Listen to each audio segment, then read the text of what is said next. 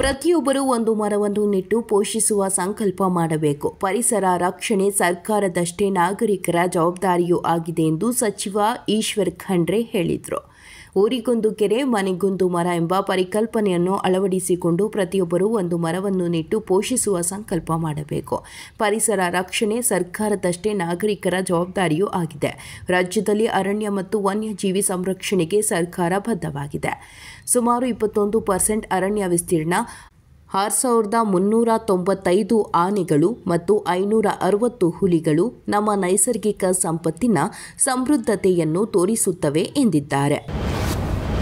ಈದ್ಗಾ ಮೈದಾನ ರಸ್ತೆಯಲ್ಲಿ ನಮಾಜ್ ಮಾಡಲು ಮುಸ್ಲಿಮರು ಅನುಮತಿ ಪಡೆದುಕೊಳ್ಳುತ್ತಾರೆಯೇ?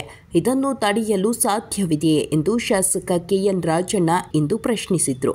ಅನುಮತಿ ಇಲ್ಲದೆ ರಸ್ತೆಯಲ್ಲಿ ನಮಾಜ್ ಮಾಡಿದರೆ ತಡೆಯುವ ಶಕ್ತಿ ಇದೆಯೇ? ಅನುಮತಿ ಕೊಡಿ ಎಂದು ಅವರು ಬರುತ್ತಾರೆಯೇ? ಅನುಮತಿ ತೆಗೆದುಕೊಳ್ಳಿ ಎಂದು ನಾವು ಹೇಳುತ್ತೇವೆಯೇ ಎಂದು ಹೇಳಿದರು.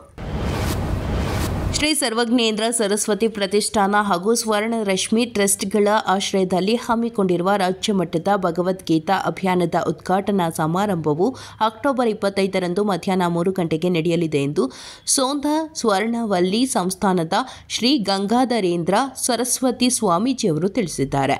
ಮಾಜಿ ಉಪಮುಖ್ಯಮಂತ್ರಿ ಕೆಎಸ್ ಈಶ್ವರಪ್ಪ ಅವರು ಸಮಾರಂಭದ ಅಧ್ಯಕ್ಷತೆಯನ್ನು ವಹಿಸಲಿದ್ದಾರೆ.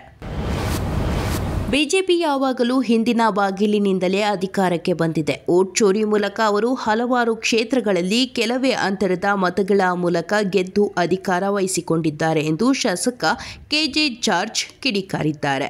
ಇವತ್ತು ಪ್ರತಿಭಟನಾ ಸಭೆ ಮಾಡುತ್ತಿದ್ದಾಗ ಮಹಾತ್ಮ ಗಾಂಧೀಜಿ, ನೆಹರು ಅವರು ಈ ದೇಶಕ್ಕೆ ತಮ್ಮ ಪ್ರಾಣ ಕೊಟ್ಟು ಸ್ವತಂತ್ರ ತಂದುಕೊಟ್ರು.